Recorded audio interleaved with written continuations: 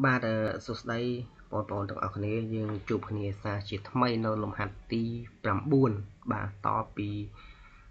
លំហាត់ទី3អំពីការហៅឈ្មោះសមាសធាតុរបស់អាល់សែនបាទ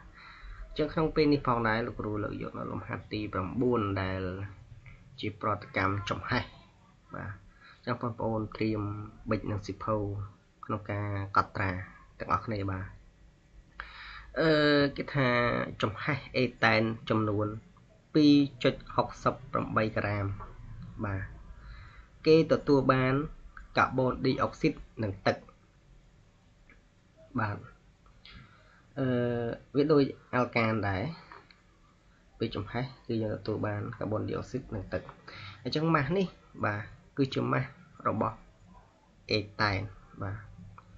ចូលសរសេរសមីការតាំងប្រតិកម្មតខគណនាម៉ាស់អុកស៊ីសែនដែលប្រើបាទកគណនាម៉ាស់ឧស្ម័នដែលកកើតបាទកកើតមានន័យថាវាប្រតិកម្មជាមួយគ្នាទៅយើងទទួលបានផលិតផលបាទគេឲ្យម៉ាស់អាតូមបាទកាបូនស្មើ12អ៊ីដ្រូសែន1និងអុកស៊ីសែន16បាទចំពោះម៉ាស់អាតូមនីមួយៗនេះយើងរៀនទន្ទិញរៀនចាំទាំងអស់គ្នាបាទ C12 H1 O16 បាទភាគច្រើនគឺជួបលំហាត់បែបហ្នឹងអញ្ចឹងបើសិនជាបងប្អូនមិនសូវយល់បងប្អូនអាចអានម្ដងជា2ដងរួចហើយចាំយើងស្រង់បំរាប់បាទដំណោះស្រាយបាទអញ្ចឹងគេឲ្យយើងសរសេរសមីការបាទអេតែនបាទ A គឺ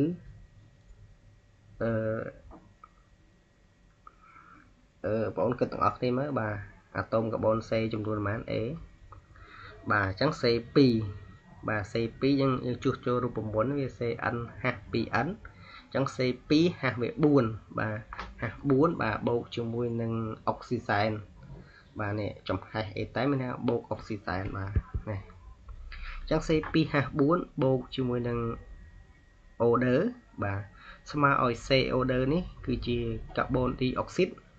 បូកឲ្យនឹង H2O គឺជាទឹកពេលដែលយើងសរសេរសមីការបានយើងត្រូវតែថ្លឹងសមីការដើម្បីឲ្យសមីការទាំងខាងឆ្វេងនិងខាងស្ដាំគឺស្មើគ្នាបាទអានេះគឺ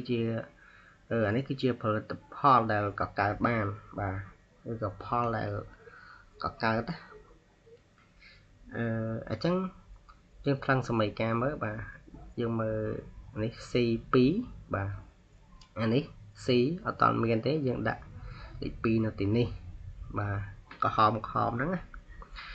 ហើយរួចហើយយើងមើលទៀតយើងមើលហាស់ម្ដងបាទហាស់ទីនេះមាន4បាទអញ្ចឹងហាស់នេះមាន2យើងថែម2មកបាទរួចហើយយើងមើលអុកស៊ីសែនខាងនេះវិញបាទអុកស៊ីសែន2បាទ2គុណ2 4បាទ4ហើយអុកស៊ីសែននេះ2ទៀតអញ្ចឹង6ហើយអញ្ចឹងយើងគុណថយលេខថែមថយលេខយ៉ាងម៉េចដើម្បីអុកស៊ីសែនវា6ស្មើខាងស្ដាំនេះអញ្ចឹងយើងដាក់បាន3បាទ3គុណ2គឺ6បងប្អូនយល់ទេចំពោះការថ្លឹងសមីការនេះបើយកលោកគ្រូតទៅចំណុចបន្ទាប់គឺការ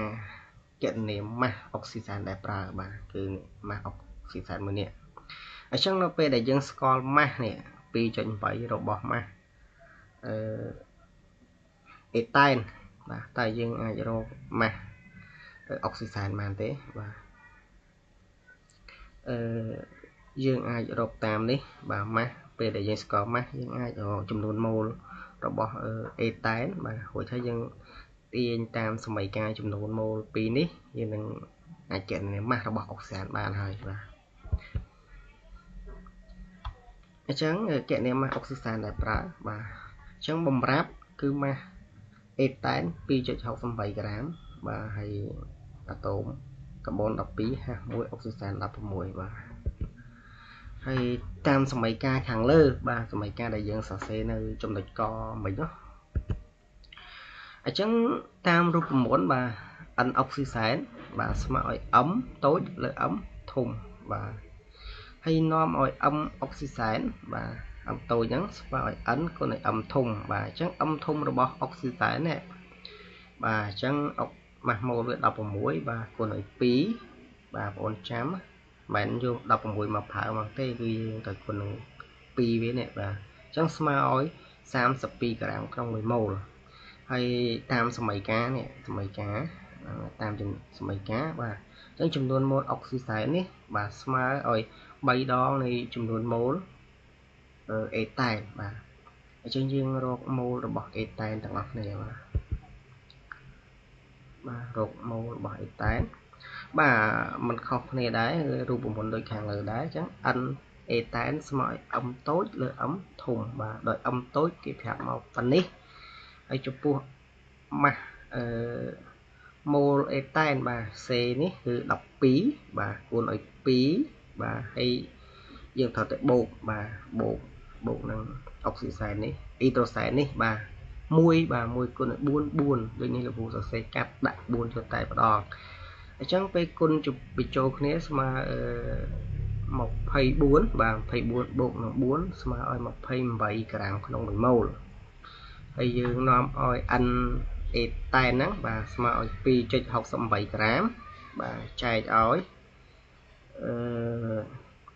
28ក្រាមក្នុង1ម៉ូលបាទអញ្ចឹងចែកទៅគឺ 0.095 ម៉ូលបាទអញ្ចឹងនៅពេលយើងឃើញម៉ូលអេតែនហើយយើងអាចយកទៅជួសនៅកន្លែង n នេះ n អុកស៊ីសែនណាបាទអញ្ចឹងស្មើឲ្យ3គុណឲ្យ n អេតែនបាទជួសអាហ្នឹងមកបាទ3គុណនឹង 0.095 ស្មើឲ្យ 0.28 ម៉ូលអញ្ចឹងនាំឲ្យ m អុកស៊ីសែនស្មើឲ្យ 0.28 គុណឲ្យ 32បាទហើយស្មើ 9.18 ក្រាមក្នុង1ម៉ូលបាទអញ្ចឹងយើងឃើញហើយម៉ាស់អុកស៊ីសែនបាទនៅចំណុចខនេះបាទគឺម៉ាស់ដែលប្រើរបស់អុកស៊ីសែនគឺ 9.18 ក្រាមក្នុង1ម៉ូលបាទតោះយើងចូលទៅចំណុចគោលបន្ទាប់បាទអញ្ចឹងគោលគណនាម៉ាស់ដែលកកើតបាទម៉ាស់កកើតអញ្ចឹងតាមសម័យកាលខាងលើនេះម៉ាស់កកើតបាទនេះហើយគឺជាកកើតបាទអញ្ចឹងតាមរូបមន្តបាទ NCO2 ស្មើឲ្យ m លើ m ធំបាទអញ្ចឹងកកើតគឺឧស្ម័នកាបូនឌីអុកស៊ីតអញ្ចឹងស្មើឲ្យ n គុណនឹង m ធំហើយចំពោះ m កាបូនឌីអុកស៊ីតនេះបាទអញ្ចឹង12បាទអត់មានអីគុណទេបាទហើយបូកជាមួយនឹងអុកស៊ីសែនបាទគុណនឹង2ដដែលអញ្ចឹង12គុណ16គុណនឹង2ស្មើឲ្យ32បូកនឹង12គឺ44ក្រាមក្នុង1ម៉ូលអញ្ចឹងយើងទិញតាមសម័យកាលដែរបាទចំនួនម៉ូលកាបូនឌីអុកស៊ីតបាទស្មើឲ្យ2ដងនៃចំនួនម៉ូលអេតែនបាទណាអញ្ចឹងយើង2បាទហើយជួសចំនួនម៉ូលអេតែនចូលមកបាទ2គុណឲ្យ 0.95 2គុណឲ្យ 0.095 ស្មើឲ្យ 0.19 ម៉ូលអញ្ចឹងគេបានម៉ាស់របស់កាបូនឌីអុកស៊ីតស្មើ 0.19 គុណ44ស្មើឲ្យ 8.36 ក្រាមក្នុង1ម៉ូលដូចនេះម៉ាស់ឧស្ម័នដែលកកើតគឺបាទឧស្ម័នកាបូនឌីអុកស៊ីត 8.36 ក្រាមក្នុង1ម៉ូលបាទបងប្អូនមានចម្ងល់ឆ្ងល់នៅលំហាត់នេះបងប្អូនអាច comment សួរលោកគ្រូនៅខាងក្រោមនេះបានបាទអញ្ចឹងការបង្រៀនរបស់លោកគ្រូត្រូវបានបញ្ចប់ត្រឹមនេះបាទសូមអរគុណ